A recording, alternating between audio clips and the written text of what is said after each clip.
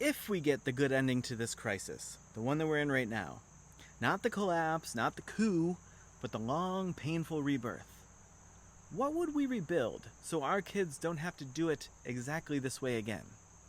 Because here's the truth. We're in the middle of a national test, and it's not just about who wins elections. It's about whether the public still believes this system belongs to them. And right now, most people don't. Trust is collapsing, votes feel symbolic at best, maps are all rigged, seats are way too safe, and power is too sticky. It's calcifying in place, held by the few, and completely inaccessible to the many. We were never promised perfection, but what we were promised was a system that could correct itself. And that's the opportunity in front of us. A civic rebirth, not just in spirit, but in structure. So, what could that look like? Let's start with a forgotten proposal from James Madison himself. In 1789, he and the First Congress pushed an amendment to keep House districts small. Ultimately, one representative per 50,000 people. That was the plan. The principle was that smaller districts would produce closer accountability. But today, we're closer to 800,000 people per representative.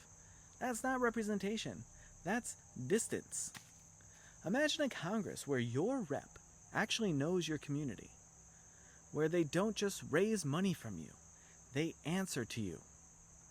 We could get there by expanding the House or by using multi-member districts with proportional voting. Congress would need to change current law, the one that mandates single-member districts, but the path exists. Second, end gerrymandering. Full stop. Let citizens, not politicians, draw the lines. Transparent rules, open source maps, and districts that make sense to actual people.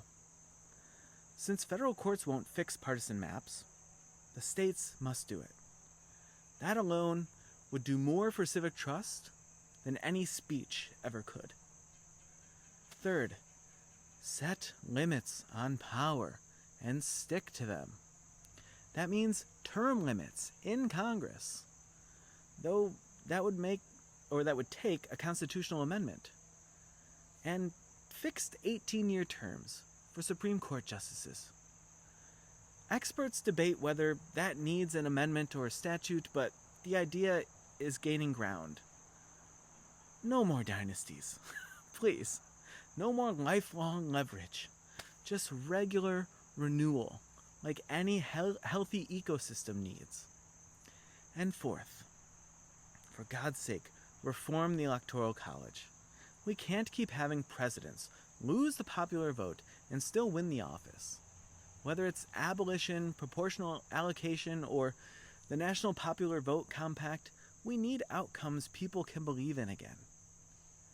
Now, I know that I didn't talk about campaign finance reform, but I want to be clear that it certainly will need to have its place in any painful rebirthing period.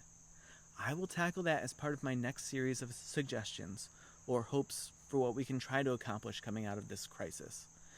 As long as we can make it through into a positive rebirth, just keep in mind that outcome is not guaranteed, and it's going to take a lot of effort just to get through to the other side.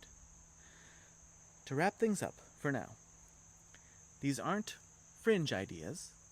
They're grounded in the same logic the founders used: disperse power, prevent consolidation, keep institutions close to the people, and accountable when they fail. We aren't the first generation to face a moment like this, but we might be the last that gets to choose how it ends. So, here's an open-ended question. If we're given a chance at the American experiment, what piece of power would you give back so the Republic can breathe again?